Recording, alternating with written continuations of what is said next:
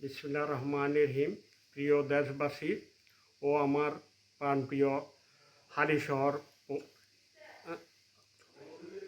হালিশহরবাসী, আজকে আগামীকাল যে ডামি নির্বাচন অনুষ্ঠিত হইতে যাচ্ছে, সেই নির্বাচন আপনারা সবাই মিলে ঐক্যবদ্ধ হয়ে বয়কট করেন। কারণ আমাদের জাতীয়তাবাদী দল বিএনপি এই নির্বাচন বিএনপি সহ সম্ভাবনা প্রায় 60টি দল অংশগ্রহণ করে নাই। সেই জন্য এই ডামি একতরফা পিঠা পাকাপাকির নির্বাচন বয়কট করেন এবং সবাই মিলে আগামীতে যাতে অংশগ্রহণমূলক একটা নির্বাচন করতে পারে, সেই বেসিসের সরকারকে শিক্ষা দেওয়ার জন্য আগামীকাল আপনারা সবাই এই ভোট বয়কট করবেন এবং এই ডামি নির্বাচন থেকে